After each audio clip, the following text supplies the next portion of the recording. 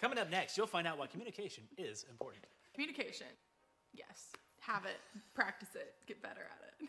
Yeah, so communication, yeah.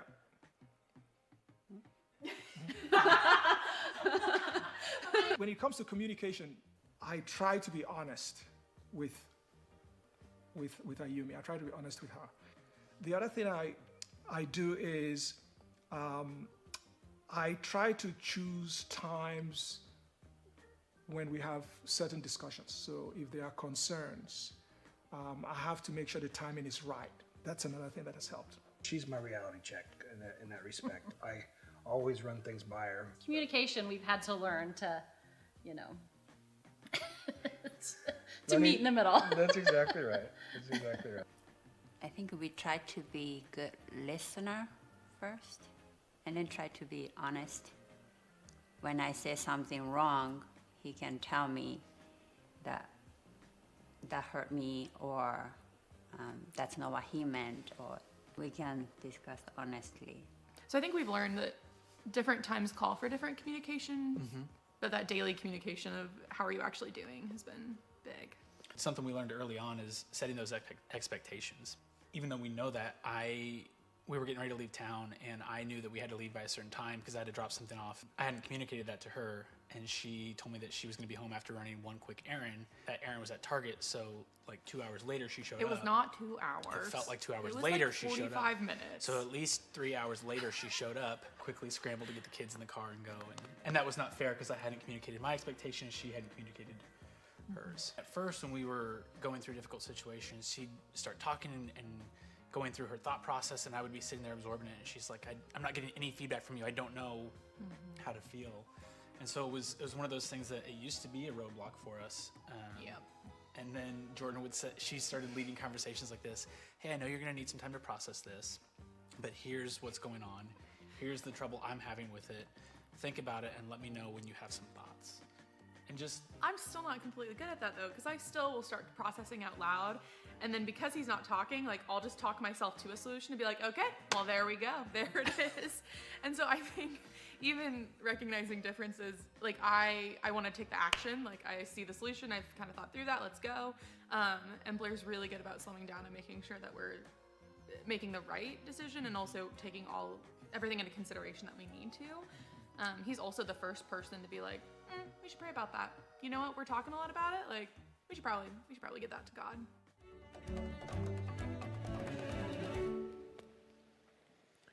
Well, good morning. It's good to be with you. And as you can probably tell, today we're carrying on in our marriage series, and we're going to be talking about communication. And so I got to be honest here. When Barry told me that I was going to get the communication talk, I was like, bro, did I do something? Like, am I in trouble? Because if you know me, I was like, you've got to be kidding me. I'm not speaking from a place of expertise here. I'm 8.5 years in on marriage, and I can still like mess up a compliment to my wife. So I am not speaking from a place of expertise or having arrived, if you will. But today, what I hope to do is to stick close to God's word and give you the truth and the wisdom from God's word, and not advice from Kris, because if I did, it'd likely be bad advice. And so we're going to talk about communication today and how that takes place. But as John, our discipleship pastor, and I were working on this message together, and we were talking through, like, what do we say to people in regards to communication? What really rose to the surface was the reality that if we're going to talk about communication and the things that we say, we got to talk first about the issues of our heart. You see, in the Gospel of Luke the doctor, he writes this in chapter 6, and he says, from the outflow of the heart, the mouth speaks. From the outflow of the heart, the mouth speaks. And what Luke is saying there is the tongue and our mouths are actually, they're a mirror to what's going on in our soul. And so as John and I were talking about communication and what we wanted to say, we really came up with this as our bottom line that we're going to operate from today. And it's this, that healthy communication comes from a healthy heart. Healthy communication comes from a healthy heart. And I know some of you are thinking like, oh gosh, Kris, we're going to just talk about heart stuff. We have to. I would simply say this, like there's going to be a portion of this message that is practical, tangible, helpful tools that you can use and implement. But the reality is this, that if I gave you tips, tricks, and tools, and didn't talk about the root of the issue, what I would be doing effectively we'd be treating the symptoms rather than curing the disease.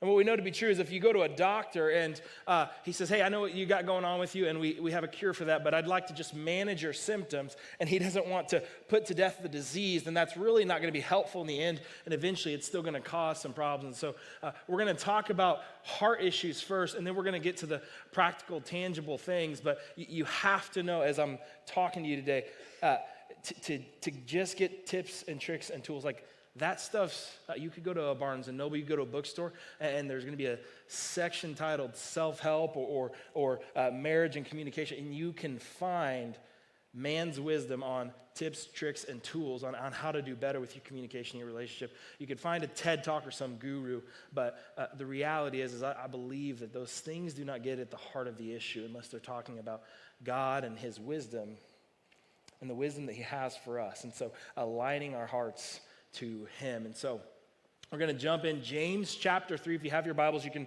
turn there now. James chapter 3. This is the brother of Jesus, and here's what James says. He says, if you are wise and understand God's ways, prove it by living an honorable life, doing good works with the humility that comes from wisdom. But if you are bitterly jealous and there is selfish ambition in your heart, don't cover it up. Don't cover up the truth with boasting and lying. For jealousy and selfishness are not God's kind of wisdom. Such things are earthly, unspiritual, and demonic. For wherever there is jealousy and selfish ambition, there you will find disorder and evil of every kind. But the wisdom from above is first of all pure. It's also peace-loving, gentle at all times, and willing to yield to others. It's full of mercy and the fruit of good deeds. It shows no favoritism and is always sincere. And those who are peacemakers will plant seeds of peace and reap a harvest of righteousness. So what James is doing here, if you were to read all of James chapter 3 later today, I encourage you to do that. What you're going to find in the first half of this chapter is he's going to unpack for us, hey, here's the power that the tongue has. And he talks about controlling your tongue and how powerful it is, and that any man who could control his tongue would be a perfect man and able to control any other area of his life. And so James basically, he lays out the case for, hey, this is difficult. It's difficult for you and for I to control our tongues and the things that we say. And if we could, we'd be, he likens it literally, he says, you would be a perfect. But what James lands the chapter on, and I think what he's really getting at, is he paints the picture of if you were able to do this, here's what it would look like, here's the power that it has, and then he lands on, hey, there's a wisdom that comes from man, and there's a wisdom that comes from God. And we need God's wisdom in order to bridle our tongues, in order to change our hearts. And the reality is, this is you and I, we've all felt the harvest, if you will, of the kind of stuff that comes from the heart of man. Communication that comes from the heart of man, and it's seldom rooted in good things. It's often rooted in selfishness or jealousy or pride or ambition. And so James, what he's getting at here is he paints a contrasting picture of communication that comes from the heart of man and the communication that comes from the heart of God. He says this about communication that comes from the heart of man, but if you are bitterly jealous and there is selfish ambition in your heart, don't cover it up the truth with boasting and lying, for jealousy and selfishness are not God's kind of wisdom. These things are earthly, they're unspiritual and demonic. Wherever there is jealousy and selfish ambition, there you'll find disorder and evil of every kind. Like you and I, we know this to be true, don't we? Like you can look online and you can look at the kinds of things that people say online on their Facebook or Twitter or whatever, and the kind of words that spew out just from the heart of people. And what do you find? But disorder, dysfunction, hurt, and evil of every kind. James is telling us this is what happens. And really, to get a grasp on this and to understand what's gone wrong, we have to go back to Genesis chapter 1 and chapter 2. God creates everything on earth. He creates everything, and then he creates man and he creates woman. And he says that woman was finally, when God creates woman, he's a suitable helper for man. And he gives him the woman, and what does Adam say? But he says, this is bone of my bone and flesh of my flesh. And he's like singing and praising about this creation called woman that God has made. And what then happens in chapter 3 is that the serpent enters the story and sin enters the world and breaks everything. And so you have Adam who says, bone of my bone, flesh of my flesh, and sin happens and things are fractured, and he goes from that to, in an instant, that woman that you gave me, Lord. In an instant, he goes from praising her and seeing all that is good to blame. And it's because of sin. And friends, we got to talk about sin, and we've got to talk about rooting that out of our hearts. And what James would say is the wisdom that we get from ourselves is earthly, unspiritual, it's demonic. It is not the kind of stuff that we get from God. And then he's going to go in to tell us what kind of wisdom we get. But before we get there, what we're talking about is the kind of wisdom that comes from your heart and from my heart. And I know this from experience, and I'll talk about myself, but I think the same would be true for you, is that when I step into my marriage and my communication, and I'm trying to talk with Kirsten and communicate, often what's in my heart and what bubbles up is going to be birthed out of pride. It's going to be birthed out of selfishness. It's going to be birthed out of hurt at times. It's going to show up like anger, but it's really likely rooted in hurt. It's going to be birthed out of some selfishness or pride or ego that I want for me. And James says, these are the things you get from man's wisdom, but God. This is the kind of, there's another way, and God has another kind of wisdom for us, but we do not get it in and of ourselves. These things are from above, he says. And so then what does he go on about? The communication from the heart of God. He says this, but the wisdom from above is first of all pure. It's also peace-loving, gentle at all times, and willing to yield to others. It's full of mercy and the fruit of good deeds. It shows no favoritism and is always sincere, and those who are peacemakers will plant seeds of peace and reap a harvest of righteousness. I don't know about you, but I know for me in my relationship and in my marriage with Kirsten, I would love a harvest of peace and righteousness in our relationship and in our communication. But oftentimes, if I haven't spent time sitting with God, aligning my heart to him and taking on his spirit, I just told you, it's not what I get. And it's often not what comes up in our relational conversations and in our communication if I haven't sat with God. And so the question becomes like, okay, so what's the point here? And the reality is this, is that if you want to get peace and a harvest of righteousness, James says the only way you get that is with God. You cannot do it on your own. And as Pastor Scott Nickel, he says this about self, and he says this is like, you'll go into a bookstore and the largest section you will find is self-help. But he said, here's the deal, is if self could help, it would have done it a long time ago. If self could help, it would have done it a long time ago. Friends, we need something outside of ourselves, and it's James would say that answer is God, and you only get that by spending time with God. And so as I'm talking about communication today, your communication doesn't get better. Your communication is going to stay rooted in sin or brokenness or whatever is rooted in your heart until you and I realize the value of spending time with God, to simply sit with God, to sit with God and ask these kinds of questions like, Lord, what is it in me that I need uprooted so that I can begin to speak from a place of health? Healthy communication comes from a healthy heart. Godly communication comes from a heart that's sat with God.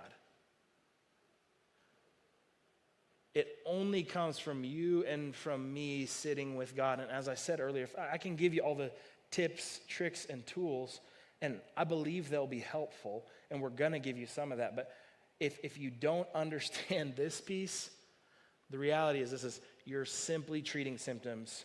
you will not cure the disease. And maybe you're in here and you're not a follower of Jesus and you're not a believer and you're like, hey, I think I'm doing just fine and I don't need God and I don't subscribe to this. And what I would simply ask you is, okay, how's that going for you? How's that going for you, doing it by yourself, white-knuckling it and bootstrapping, trying to muster up the strength to be a better communicator and just do better and communicate more clearly and from a place of health? And if it's going all right for now, my next question would be, how long do you think you can hold that out? What happens when the storms of your life come and now you don't have the strength that you can muster up? James is telling us we've got to get with God so that we can take on the heart of God. And if I'm honest with you, this is painful. It's painful and it's difficult because when God begins to uproot things in our life, it's going to be that mirror to your soul. And you're going to see some of the ugliness that's actually probably been coming out on others that you likely haven't even been aware of. Or you just gloss over every time it comes up. And so we've got to sit with God. And so I wanted to take the first part of this message to simply talk about your heart and my heart outside of God are rooted in sin and brokenness. And without God's help, we will not get anything than what we've got. We will not get anything outside of our strength. And so I want to transition, and we're going to talk about some of the tangible, helpful tools here. But just remember, as we get into this, James is going to lay foundation. We're going to jump to a passage out of James chapter 1. He's going to lay the foundation for how we need to think about this, how we need to enter into these conversations. But I also want us to remember what I'm going to provide here is helpful, but this would be treating the symptoms. There's three levels, and this first one would simply be symptom management. This will not cure the disease. So we have to understand that.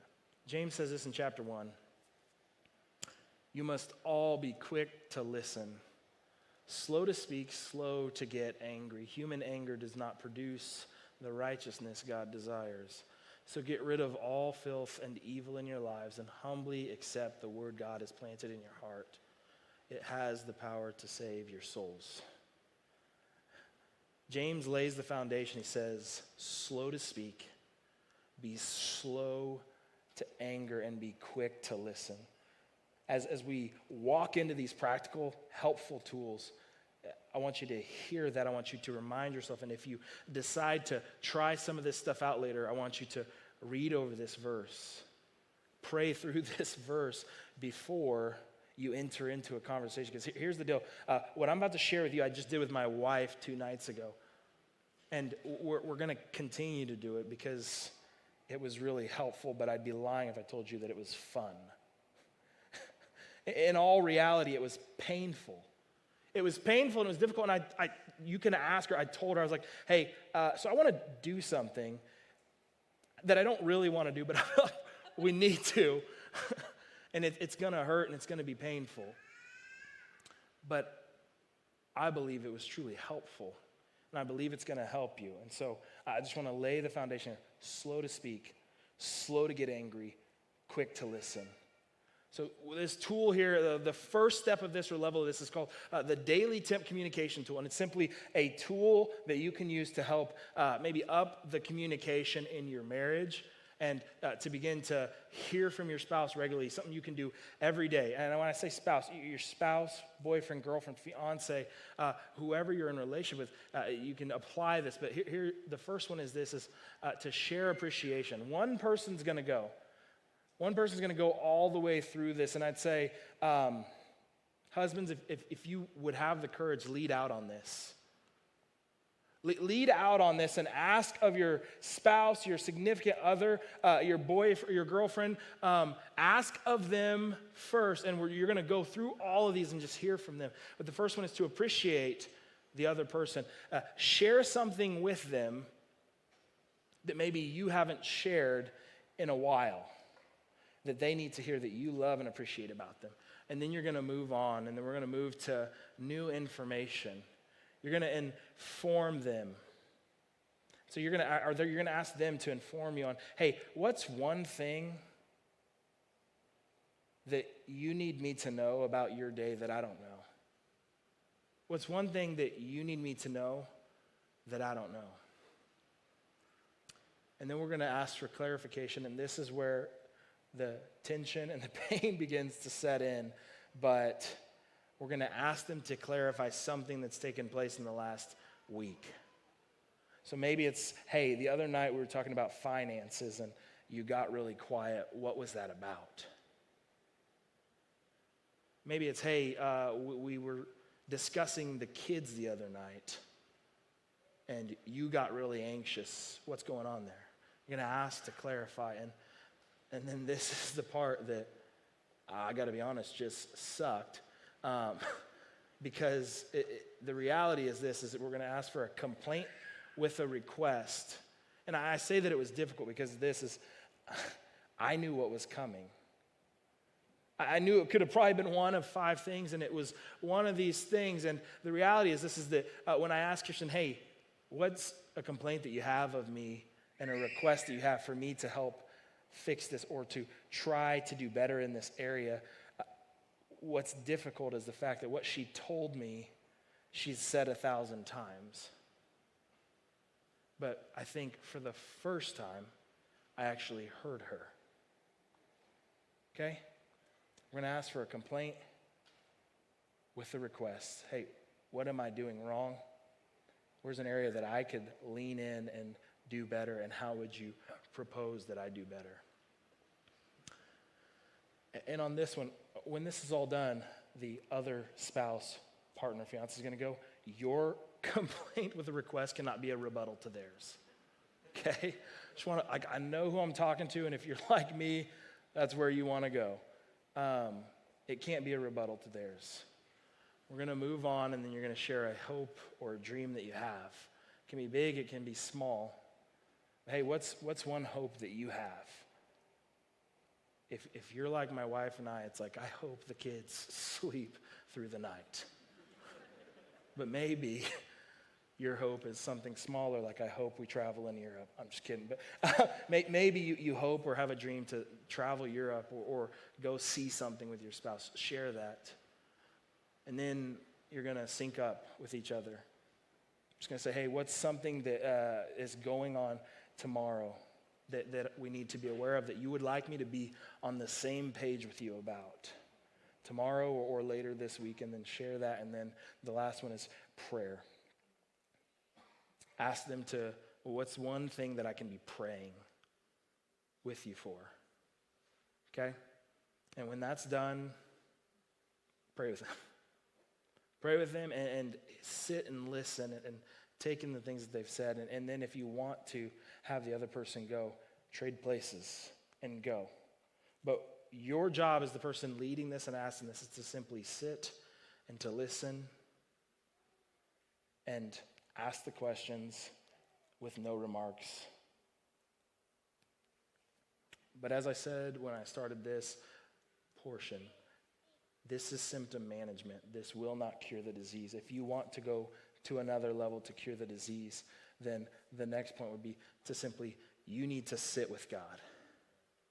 You need to sit with God, and you need to take James's words here, and you sit with God with a pen and with paper, and you a journal, and you just ask him the question, hey, is there selfishness? Is there bitter jealousy or selfish ambition in me that is driving the things I say and that I do? It's getting in the way of communication in my marriage and in my relationship. God, would you show that to me, reveal it to me? And then you're going to sit quiet. And as things come to your mind, you're going to write those things down. Now we're beginning to get at a cure for the disease. Now we're getting at the heart level stuff that needs to change if we ever have a shot or a hope at truly restoring and rebuilding and reconciling things. Here's the deal is, most of us in this room, that there are a lot of marriages that end, And sometimes it's a big event or a big ordeal that happened that ends that marriage. What I know from meeting with people, for many of us, it's 1,000 cuts of the same little knife that is our words over an extended period of time. Sit with God and ask him, what's the knife that I'm cutting with? And listen for him to tell you. And then, if you want to take it another level deeper, after having sat with God, first, you're going to go and you're going to sit with your spouse. And you're going to ask them the same question. Is there selfishness? Is there bitter jealousy? What's the knife that I've been cutting you with time and time and time again? And see what they say. And this is for free. Shut your mouth. Humble your heart and open your ears. Listen. Because I think what you'll find is you will likely find confirmation that what God laid on your heart is likely the same thing that your spouse is going to tell you. And again, I don't know if it's just me, but I believe for most men, this is difficult. This piece right here is difficult, to sit there and to be quiet. When somebody brings an offense against you that you've done wrong, like everything in me wells up and wants to, and offer a rebuttal. I want to offer feedback and I want to push back on them and defend myself. And I'm asking you, would you have the courage to sit, be quiet, be humble, and listen? It's in this that God will begin to cure us. He will begin to root out all that is wrong with us and put in place all that he wants to make right in us. Sit with God, sit with your spouse. You see, in 1 Corinthians, Paul writes to us about love. He writes to us about love and what it is, and what he's unpacking here is, hey, this is what love wrought from the Spirit and the heart of God looks like. And he says this about it. He says, love is patient and kind. Love is not jealous or boastful or proud or rude. It does not demand its own way. It's not irritable, and it keeps no record of being wronged. It does not rejoice about injustice, but rejoices whenever the truth wins out. Love never gives up. Love never loses faith, is always hopeful, and endures through every circumstance. For me, what I want to be able to do is to take that word love and pull it out and put my name in place. But the truth is, if I'm trying to bootstrap this thing or white knuckle it or muster up the strength to do so, I will never be able to, and neither will you. So you want patience? Sit with God. You want to be kind? Sit with God. You don't want to be jealous. You don't want to be boastful, proud, or rude. Sit with God. You guys get the theme here. You want this kind of love. It only comes from the Spirit and the heart of God. So sit with him. And let's cure the disease. Let's not manage our symptoms. Our bottom line, healthy communication comes from a healthy heart. Godly communication comes from a heart that has sat with God. Okay. We're going to head into our communion time here, and I would just ask you as we head into communion, would you sit with God in this moment? Would you take this time and simply ask him? We celebrate communion and we do communion every single week because God sent Jesus. And a lot of what I shared today would be bad news without the hope of Jesus. If God didn't send his son to make a way for you and for me to be restored and to have a relationship where I can sit with him, then we'd be in trouble, but he did, and this is what communion is all about. This bread represents the body of Christ, broken for you and for me, for our sin. Let's take it and let's eat.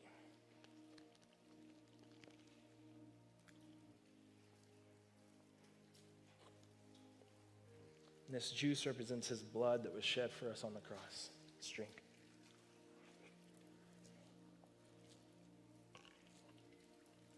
Would you pray with me? God, we love you. We praise you. We give thanks for your son, Jesus. God, I ask just for myself, would you help me with this? God, would you give me your heart so that I can sit with my wife and my children and those that I love? God, would you uproot the things in me and all of us that need to be uprooted so that we can get less of our stuff and more of all that you have to offer in your fullness. God, I just pray for marriages right now, relationships that are hanging on by a thread, that need to be restored, Lord, that they won't be restored without you, not to their fullness of all that they could be. God, would you invade those spaces, and would you give each and every one of us here listening or watching or sitting in the room courage to step out and sit with you. It's in Jesus' name that I pray.